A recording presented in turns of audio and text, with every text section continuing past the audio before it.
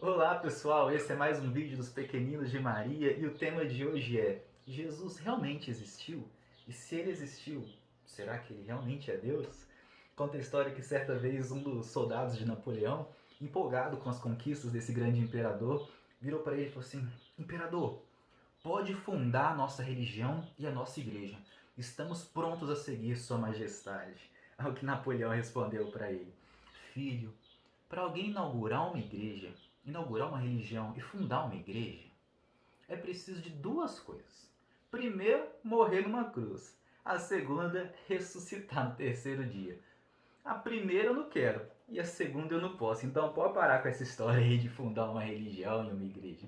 De fato, Napoleão não foi um bom católico, né? Tanto que ele mandou prender o Papa Pio VI e depois até o Papa Pio VII, quando ele não quis concordar com o divórcio do irmão dele. Mas Napoleão sabia de uma coisa: só Jesus tinha as credenciais divinas para fundar uma igreja, né? A Igreja Católica é a única que foi fundada, expressa e diretamente por Jesus Cristo, né? Isso é o que faz dela a única igreja autêntica. As outras são invenções dos homens, né? Mas será que Jesus existiu mesmo, né? Será que ele realmente fundou a igreja? Mais ainda, será que Jesus é realmente Deus, né? Eu vou separar essas perguntas em dois vídeos, né? Nesse vídeo agora eu vou falar da existência histórica de Jesus. Jesus existiu, Jesus é Deus, né? O próximo eu vou falar sobre a fundação da igreja, a infalibilidade papal e mais um tanto de coisa, né? Mas antes de mais nada, joinha no vídeo, inscreve no canal do YouTube e bora lá, né?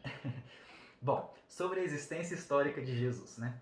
É impossível falar de história sem remeter a alguma fonte, né? Mas eu não quero ficar entrando aqui a fundo em documentos históricos, não é esse o propósito do vídeo, né? Mas nesse livro aqui, Porque Sou Católico, escrito pelo professor Dr. Felipe Aquino, contém alguns documentos que eu vou citar e muitos outros, né?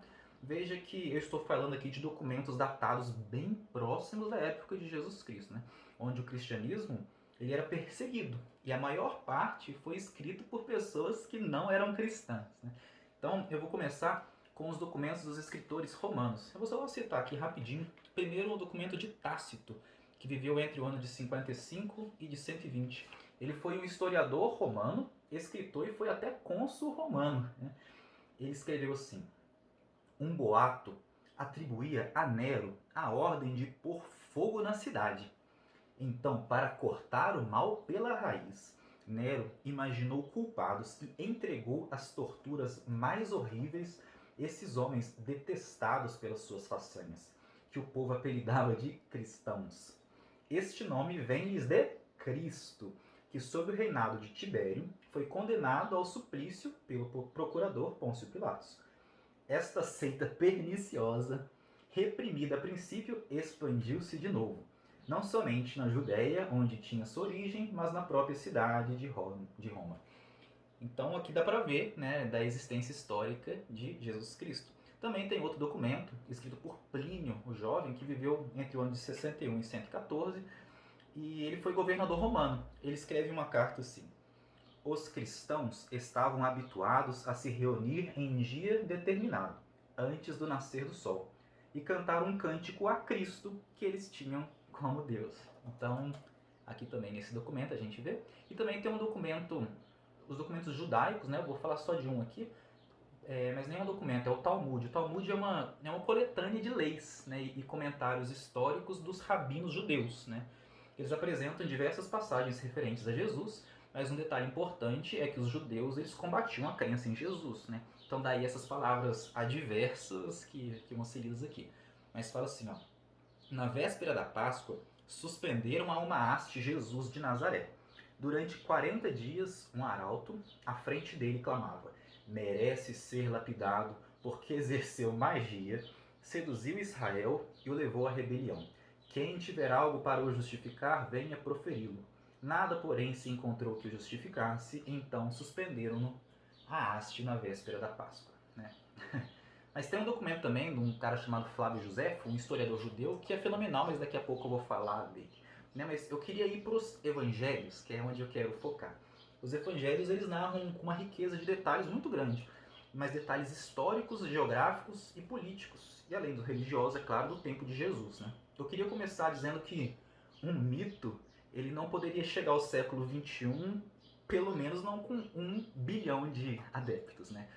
Os apóstolos e os evangelistas, eles narram aquilo que eles foram testemunhas oculares, eles não podiam mentir sob a pena de ser desmascarados pelos adversários, pelos perseguidores da época, né? Então esses caras, eles eram simples pescadores, é óbvio que eles não teriam a capacidade intelectual de inventar um Messias do tipo de Jesus. Pensa só, um Deus feito homem, crucificado, algo que era considerado um escândalo para os judeus, loucura para os gregos, né? Vale lembrar que os judeus eles esperavam um Messias libertador político, que libertasse Israel dos romanos. No entanto, os evangelhos narram um Jesus rejeitado pelos judeus e que vem como um libertador espiritual e não político, né? Dai a César o que é de César e a Deus o que é de Deus, né? Então você imagina os homens rudes da Galileia inventando isso, né?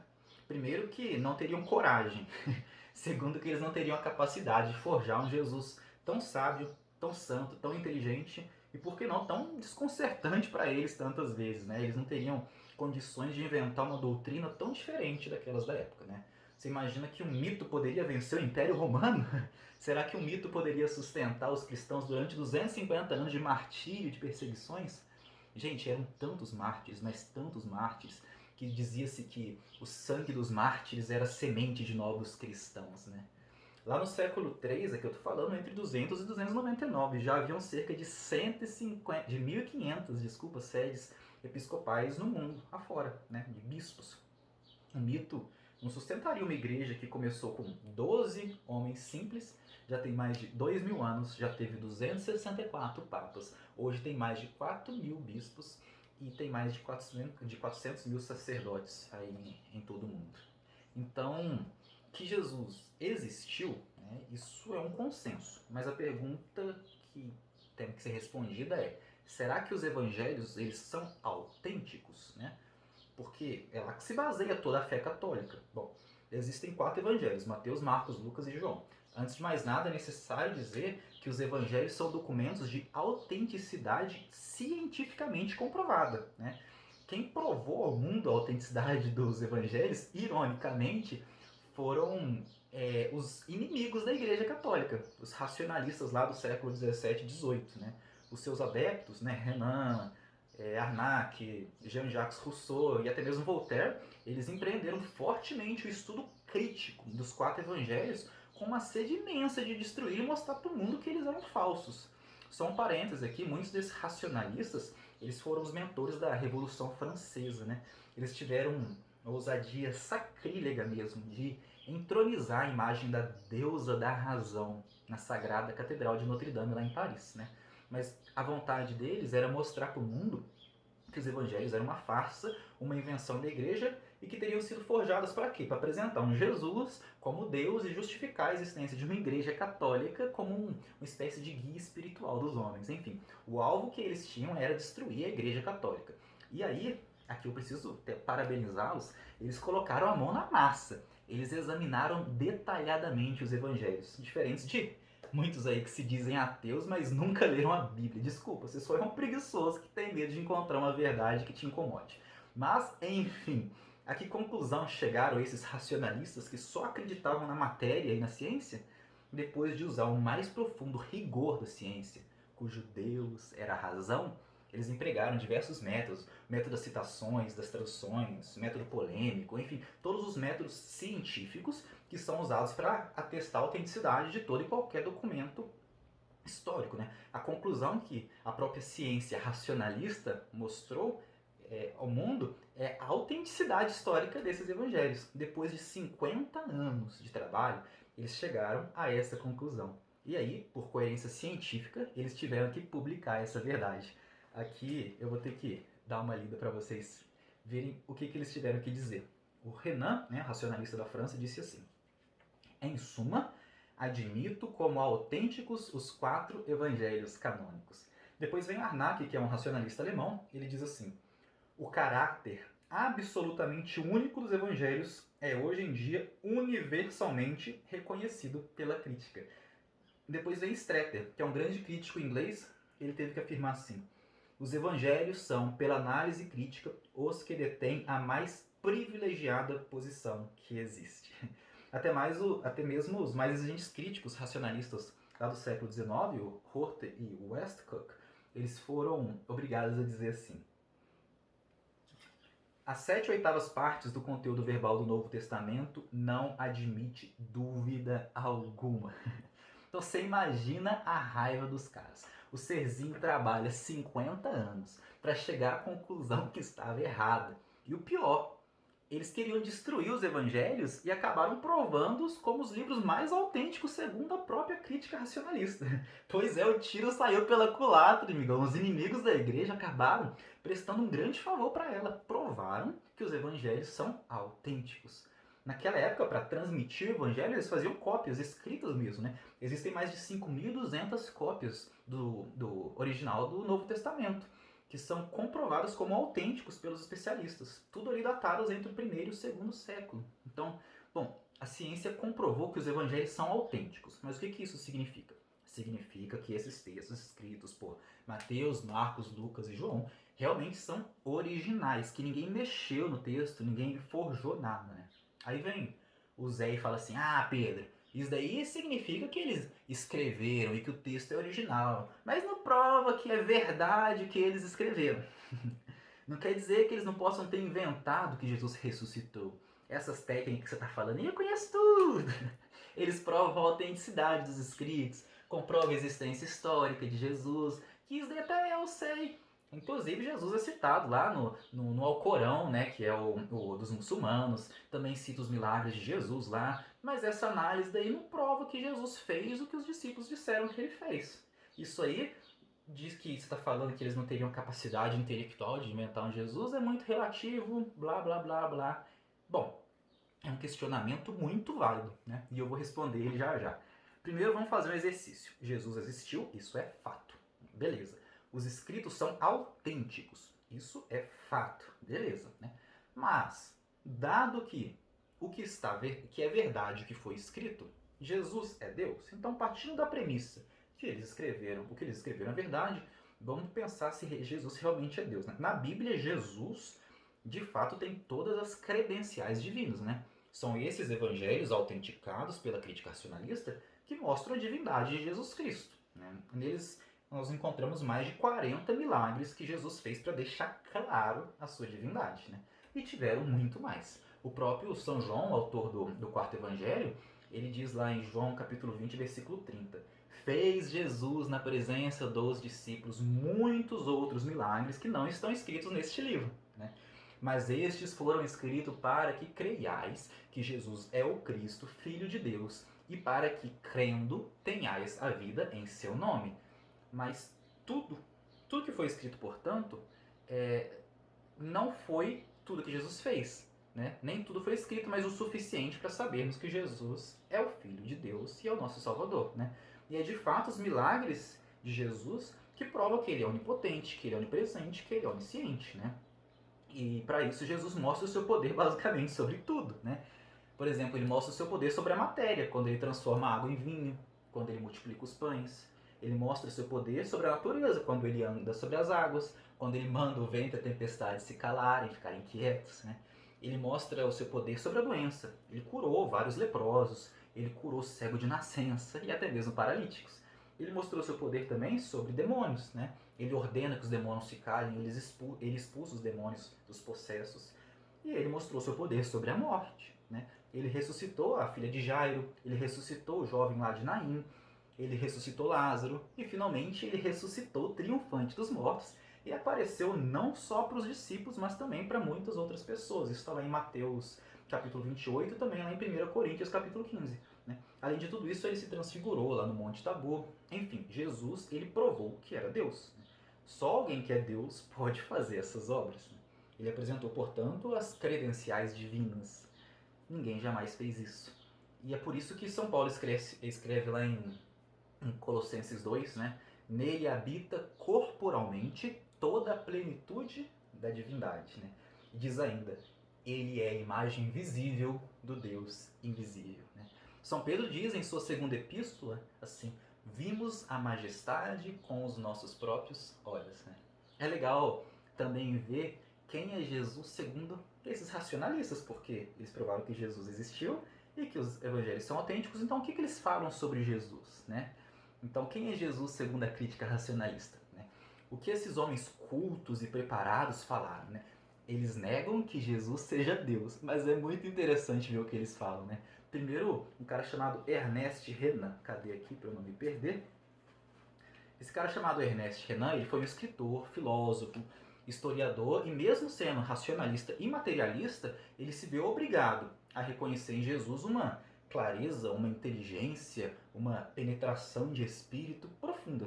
São palavras suas assim, ó. Cadê? Ernest.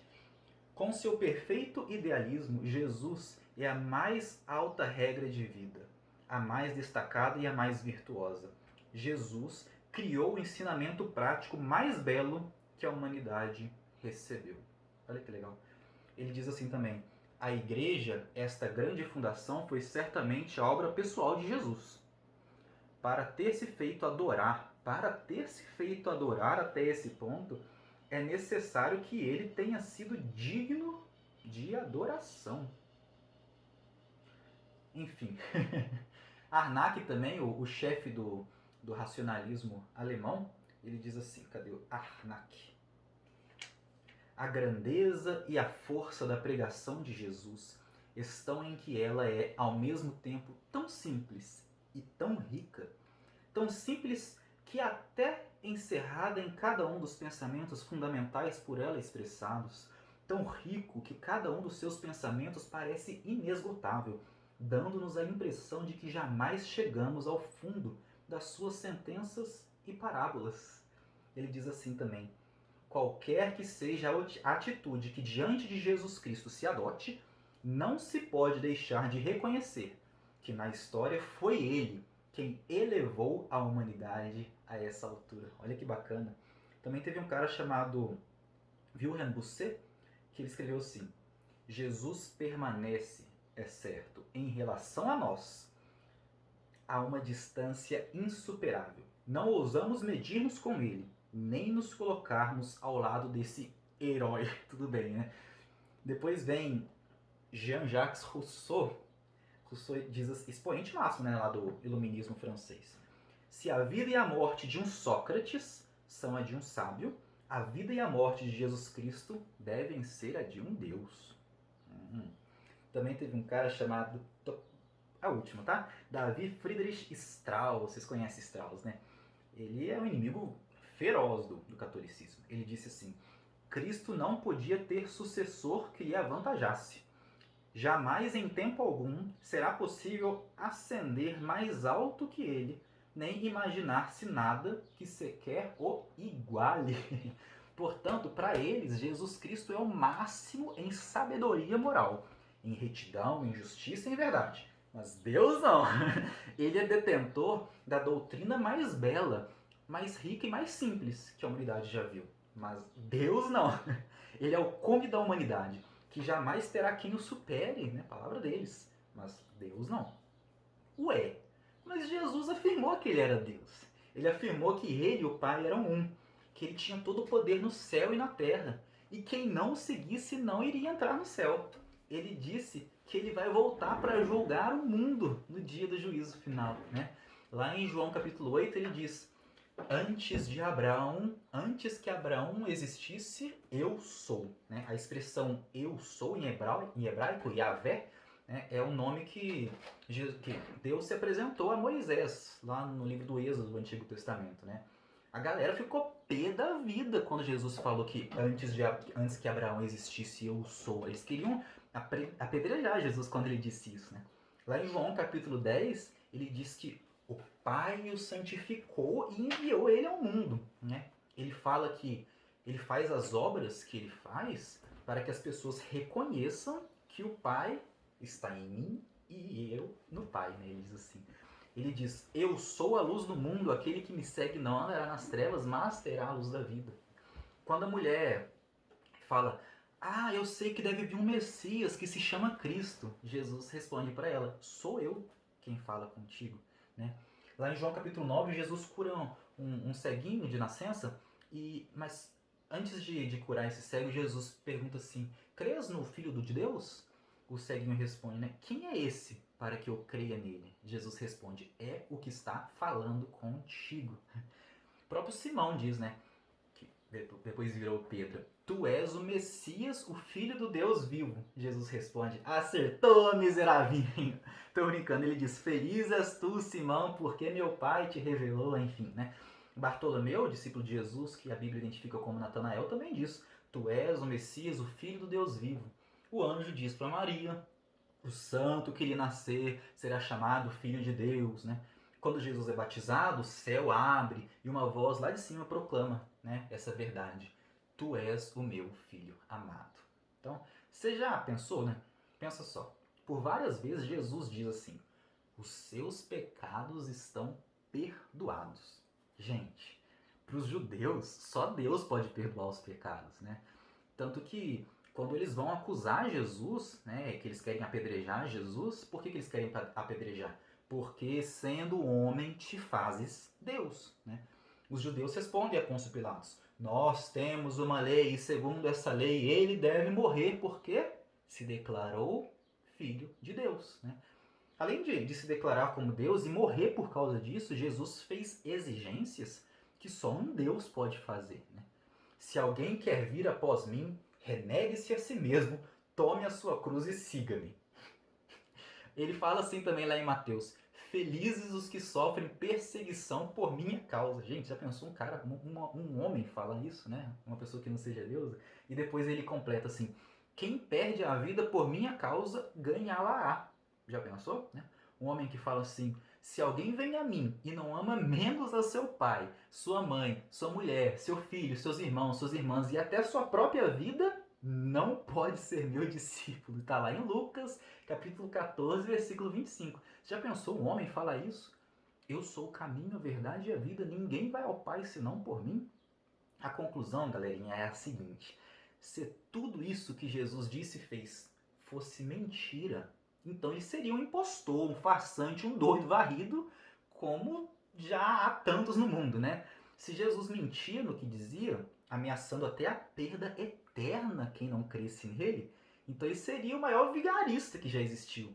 Ou seja, das duas umas. Ou Jesus era Deus mesmo, e o que ele falou era verdade, ou ele era um impostor, um doido piradão da cabeça. Não tem meio termo aqui então, percebe? Mas veja que de acordo com a própria crítica racionalista, né, Jesus foi a obra-prima da humanidade, longe de ser um impostor. Ué, se o que ele disse é verdade, ele é de fato Deus encarnado. Bizarro, né? Strauss ele diz assim sobre os racionalistas, fantástico isso. Não querem admitir os evangelhos, não porque não haja razões para isso, né? Mas porque admitir tem consequências morais, percebe, né? Porque essa verdade tem consequências. É o famoso cego que não quer ver, né? Mas isso Santo Agostinho já dizia. Ele falava que os que negam a existência de Deus sempre o fazem por conveniência. Lógico, né? As implicações de existir um Deus que prega o que Jesus pregou implicariam em uma mudança moral, uma mudança de moral que eu não quero, então é melhor não enxergar, né? E Jesus se entristece muito com isso. Ele mesmo diz lá em João capítulo 15, versículo 22, se eu não tivesse vindo, né? Se eu não tivesse lhes falado, não teriam culpa. Mas agora não tem desculpa do seu pecado, né? Se eu não tivesse feito tantas obras como nenhum outro as fez, não teriam culpa. Mas agora vocês viram, contudo, aborrecem a mim, e não somente a mim, mas também a meu Pai. Esse é o pecado contra o Espírito Santo. Ah, Pedro, mas e aí? Se os discípulos mentiram inventando tudo isso? E se os discípulos mentiram inventando tudo isso, né? O documento é autêntico, beleza. Mas isso é dos milagres, da ressurreição, né? For tudo mentira. Né? Bom, tudo bem, mesmo que houvesse intelecto suficiente nos discípulos para inventar, criar um Jesus tão complexo e ninguém conseguir provar essa mentira por mais de 2000 anos, eu queria aqui fazer uma provocação, né? Os discípulos de Jesus, eles estavam sofrendo terríveis perseguições, principalmente por conta da ressurreição de Jesus, né? Eles saíram falando Jesus ressuscitou, e a ressurreição era a única doutrina da antiguidade que ninguém acreditava. Eles aceitavam a história de Platão, de que sua alma ia lá para o Éon. Eles aceitavam a história de Pitágoras, que você transmigrava de um corpo para o outro, tipo uma reencarnação. ou até dos epicureus que diziam, morreu, acabou, né? Mas agora, ressurreição, não, ninguém comprava essa ideia. E aí eles começaram a ser severamente perseguidos. E para piorar a situação, pensa que essa galera que inventou um Jesus tão inteligente relata a ressurreição da maneira mais burra possível naquela época. Sabe por quê? Eles falam que a primeira pessoa que viu Jesus ressuscitado foi Maria Madalena, que era mulher, né? E o testemunho de uma mulher não era válido. Se eles tivessem querendo inventar uma verdade, certamente eles não usariam uma mulher, né? Portanto, a forma como foi relatada a ressurreição de Jesus Cristo quebra qualquer regra que se tem de propaganda, né? Não só a ressurreição, mas desde o nascimento de Jesus num estábulo até sua morte numa cruz, né? Só abrindo um pequeno parênteses aqui, né? Esse cara que eu falei lá em cima, chamado Flávio Josefo, né? Ele foi um historiador judeu do primeiro século, né? Ele nasceu ali na década de 30, mais ou menos, então na época de Jesus, e ele escreveu um documento que chama muita atenção. E ele não era cristão, mas ele fala assim, que existia um homem, né, chamado Jesus, e ele abre um parênteses assim, se é que há espaço para chamá-lo de homem, porque ele realizou coisas maravilhosas. Ele diz assim, ele foi crucificado e morto por Pôncio Pilatos, mas seus fiéis, eles não renunciaram o amor a Jesus, porque, segundo eles, ressuscitou no terceiro dia e apareceu a muitos, né? Um fato importante é que esse Flávio Josefo, ele nunca se converteu ao cristianismo, né? Mas ele dá esse depoimento que a ressurreição foi algo testemunhado. Esse texto é tão importante, que alguns críticos eles falam, não, isso daí foi copista cristão que interpolou esse documento, né? Porém, todas as cópias que existem de Flávio Josefo, inclusive uma tradução para o árabe feita lá pelos muçulmanos, contém esse trecho, né? Então, do ponto de vista de uma crítica textual, ele é um texto autêntico, original lá de Josefo, né? Fecha parênteses aqui. Beleza. Pedro, eu não duvido da autenticidade dos textos. Eu já falei para você, eu estou duvidando do testemunho em si. Bom, aqui que vai a minha provocação. Quando alguém dá um testemunho vendido, ganha alguma coisa com isso, certo? O que é que os apóstolos ganharam com esse testemunho? Todos os discípulos de Jesus, com exceção de João, morreram martirizados, assassinados. Isso é um fato histórico inegável, né? E por quê? Por pregarem a ressurreição, né? Então, eles sofreram represálias, tortura, prisão, mortes terríveis. Pedro morreu crucificado de cabeça para baixo, né? Tiago morreu ao fio da espada. Paulo foi decapitado. Deixa eu te perguntar, quanto tempo demora uma mentira? Marcos foi arrastado pelas ruas de Alexandria. Eles não ganharam nada, só ganharam perseguição. E eles não paravam de pregar o evangelho, sabendo que iam morrer. Né, a ponto de Paulo dizer lá em Filipenses, viver para mim é Cristo, morrer para mim é lucro, né? Então, meus amigos, das duas, uma, ou aquele pessoal era muito doido, pinel da cabeça mesmo, né? Jesus escolheu os caras mais nóia que existiam, ou eles ficaram tão extasiados com tamanha verdade que eles preferiram morrer a negar o depoimento que eles davam, né? Fica aí para vocês pensarem. Não há registro de nenhum sequer que tenham voltado atrás da sua palavra, mesmo diante de tudo isso. Eles assinaram a veracidade do testemunho deles com o próprio sangue, né? Você é ateu, você pode até se converter racionalmente. Aliás, foi esse o caminho que Santo Agostinho, doutor da igreja, usou, né? Um caminho quase que puramente racional, intelectual, né? Sua conversão, portanto, durou quase mais de 30 anos, se não me engano, né? Existe, no entanto, um caminho mais rápido, mais seguro e melhor para se chegar a Jesus. Óbvio, é o mesmo caminho que ele usou para chegar até a gente, a Virgem Maria, né? Para entender melhor isso que eu falei, veja o outro vídeo nosso, o que todo cristão deve saber sobre Maria. Gente, só uma pequena reflexão aqui no final para você, ateu. Você não acha que, intelectualmente falando, diante de tudo isso que eu falei aqui em cima, existe 1% de chance de tudo isso ser verdade, né? Que existe 1% de chance de você estar errado? Agora pensa, você vai viver aqui na Terra quanto tempo? 80, 90, 100, 120 anos que seja, né? E depois que você morrer, quanto tempo vai existir? Infinito, né? Então pensa em 1 milhão de anos, que pro universo isso não é nada, né? Bom, se existe 1% de chance de que Jesus falou ser verdade, né? E depois dessa vida você ou viver eternamente ou morrer eternamente, será que não compensa pegar uns 10 minutos de cada dia, assim, sabe? Só para tentar se encontrar com Jesus de alguma maneira? Será que não é um investimento que vale a pena, né? Será que o custo-benefício não vale a pena? Jesus é amor e a misericórdia infinita nessa vida. Tudo perdoa aqueles que se arrependem e procuram o sacramento da confissão, né? Depois que você fecha o olho, não. Enquanto você estiver com os olhos abertos, vivo, ele é misericórdia. Depois que você fecha os olhos, ele se torna justiça, né? Buscai a Deus enquanto ele se deixa encontrar, né?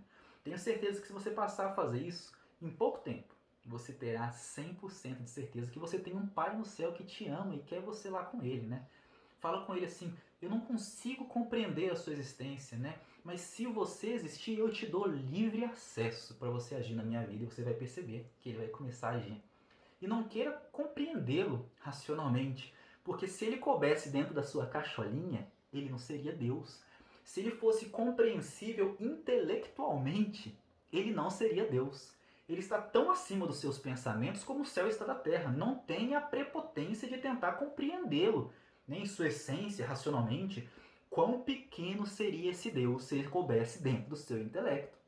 Então para de dizer, eu não consigo crer em Deus, porque se Deus existisse, por que acontece isso? Por que existe isso? Por que as coisas são assim? Por que não pode isso? Por que não pode aquilo? Ô meu filho, hoje você olha para os seus avós e você pensa que eles são tão antiquados, né? Que eles estão tão ultrapassados, que o pensamento deles é tão retrógrado, que eles têm que evoluir. E a diferença de idade de você e seus avós é quanto? 60? 70 anos? Aí você pensa que o seu pensamento é o certo, que a moral e a consciência humana evoluiu e chegou ao ápice na sua compreensão do mundo, e é ela que é certa, né? Provavelmente seus avós olhavam para os avós e pensavam isso também. Entenda que você não tem olhos de águia, você só consegue ver um horizonte pequeno. Daqui 70 anos seus netos vão olhar para a tua idade e pensar a mesma coisa, né? Perceba como, portanto, a moral e a consciência humana evoluem em 200 anos que seja, né? Agora pensa que Deus existe há bilhões, trilhões, infinitos anos. Ele sabe das coisas. Você não. Não te cabe compreendê-lo. Cabe a ti apenas confiar e obedecer. Não tente compreender esse Deus racionalmente, né? Houveram tantos gênios que chegaram à conclusão que existe um Criador. O próprio Isaac Newton, ele diz assim, a maravilhosa disposição e harmonia do universo, né, só pode ter tido origem segundo o plano de um ser que tudo sabe e tudo pode. Isto fica sendo a minha última e mais elevada descoberta. Como já dizia um pensador, né, um pouco de ciência nos afasta de Deus, muito nos aproxima. Bom, pessoal, Jesus existe, Jesus é Deus. Mas o que ele disse? Qual a doutrina que Jesus ensinou? Existem muito Jesuses por aí que temos que tomar cuidado, né? O próximo vídeo eu vou falar para você sobre a igreja que Jesus deixou. Porque é uma, a Igreja Católica Apostólica Romana, né? Eu vou falar também com que autoridade que ela realiza suas obras. Se você curtiu esse vídeo, deixe joinha, se inscreve no canal do YouTube e veja os nossos próximos vídeos. Até mais!